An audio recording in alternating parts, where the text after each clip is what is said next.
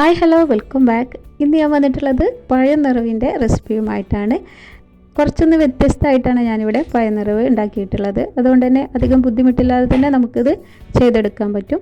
അപ്പോൾ ഈ ടേസ്റ്റി ആയിട്ടുള്ള ഈ ഒരു റെസിപ്പി എങ്ങനെ റെഡിയാക്കി എടുക്കുന്നത് നോക്കാം. അതിന് മുന്നേ തന്നെ ചാനൽ സബ്സ്ക്രൈബ് ചെയ്യാത്തവർ സബ്സ്ക്രൈബ് ചെയ്ത് സപ്പോർട്ട് ചെയ്യാൻ മറക്കരുത്. അതുപോലെ തന്നെ എൻ്റെ വീഡിയോ ഇഷ്ടപ്പെടുകയാണെന്നുണ്ടെങ്കിൽ ഒന്ന് ലൈക്ക് ചെയ്യാനും കമൻറ്റ് ചെയ്യാനും കൂടെ മറക്കരുത്. അപ്പോൾ നമുക്ക് പെട്ടെന്ന് വീഡിയോയിലേക്ക് പോകാം.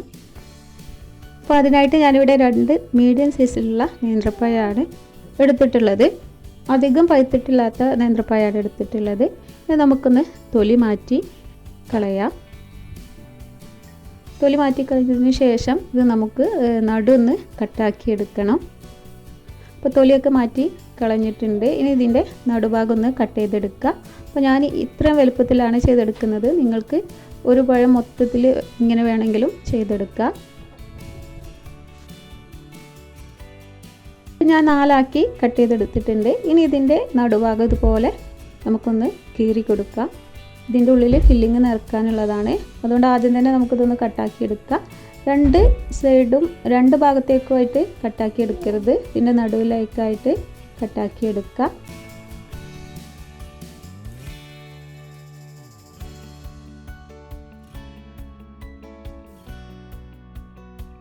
ഇതാ ഞാൻ എല്ലാതും അങ്ങനെ ചെയ്തെടുത്തിട്ടുണ്ട്. ഇനി ഒരു പാൻ അടുപ്പത്തേക്ക് വെച്ചിട്ട് അതിലേക്ക് ഞാൻ 1 ടേബിൾ സ്പൂണോളം നെയ്യ് ഒഴിച്ചു കൊടുക്കുന്നുണ്ട്. പിന്നെ ഇതിലേക്ക് ഞാൻ കുറച്ച് ഒരു ടേബിൾ സ്പൂണോളം വെളിച്ചെണ്ണയും കൂടെയാണ്, രണ്ടും കൂടെ മിക്സ് ചെയ്തിട്ടാണ് ഒഴിച്ചു കൊടുത്തിട്ടുള്ളത്. ഇനി ഇതിലേക്ക് നമ്മൾ നേരത്തെ കട്ടാക്കിയിട്ടുള്ള പഴം ഇട്ട് കൊടുക്കുക.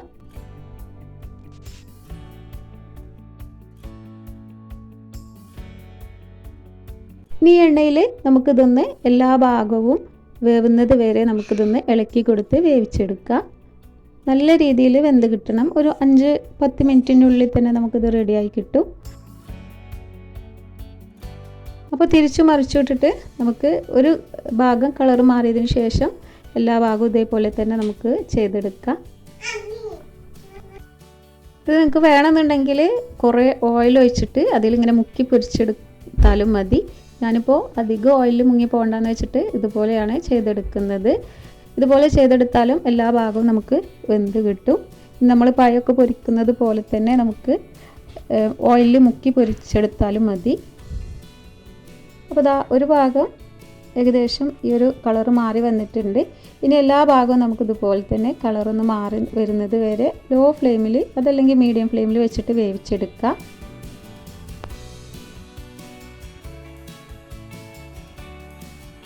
ഇതാ എല്ലാ ഭാഗവും റെഡിയായി വന്നിട്ടുണ്ട്. ഇനി നമുക്ക് പ്ലേറ്റിലേക്ക് കോരി മാറ്റി വെക്കാം.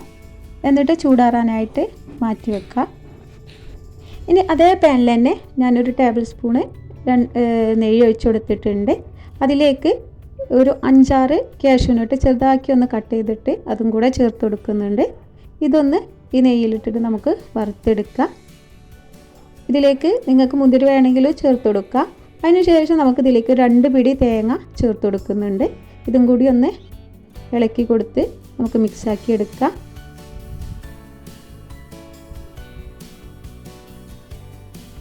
ഇനി ഇതിലേക്ക് 2 ടേബിൾ സ്പൂണോളം പഞ്ചസാര ചേർത്ത് കൊടുക്കുന്നുണ്ട്, മധുരത്തിന് ആവശ്യമായിട്ടുള്ളത്. അപ്പോൾ അതും കൂടി ചേർത്തിട്ട് നമുക്കിതൊന്ന് മിക്സാക്കി കൊടുക്കാം.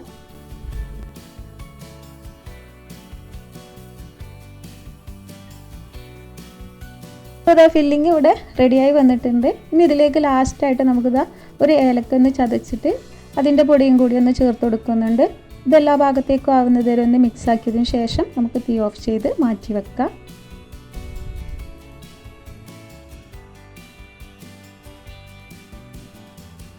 ഇവിടെ റെഡി ആയിട്ടുണ്ട്. ഇനി നമുക്ക് ചൂടാറാനായിട്ട് മാറ്റി വെക്കാം. അപ്പോൾ നമ്മൾ നേരത്തെ ഫ്രൈ ചെയ്ത് വെച്ചിട്ടുള്ള പഴം എടുത്തിട്ട് നമ്മൾ നേരത്തെ കട്ട് ചെയ്ത് വെച്ചിട്ടുള്ള ഭാഗം ഒന്ന് സ്പൂൺ കൊണ്ട് ഇതുപോലെ ഒന്ന് ആക്കി കൊടുത്തിട്ട് അതിനുള്ളിലേക്ക് ഈ ഫില്ലിങ് നിറച്ച് കൊടുക്കുക.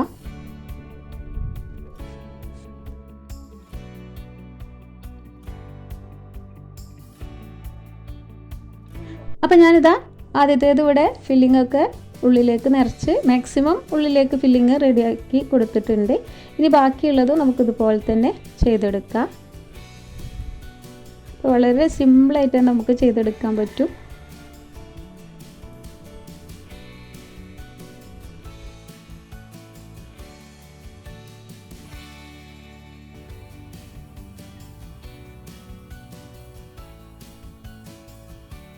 അപ്പോൾ ദാ നമ്മുടെ പഴനിറവ് ഇവിടെ റെഡി ആയിട്ടുണ്ട്. വളരെ പെട്ടെന്ന് തന്നെ റെഡിയാക്കി എടുക്കാൻ പറ്റുന്ന അടിപൊളി ടേസ്റ്റി ആയിട്ടുള്ള റെസിപ്പിയാണ്.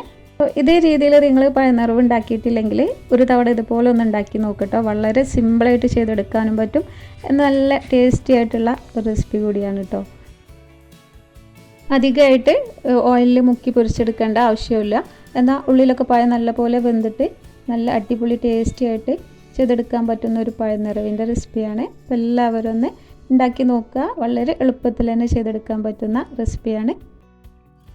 അപ്പോൾ ഉണ്ടാക്കി നോക്കിയിട്ട് റെസിപ്പി എന്തായാലും ഇഷ്ടപ്പെട്ടാൽ എന്തായാലും ഒന്ന് ലൈക്ക് ചെയ്യുക.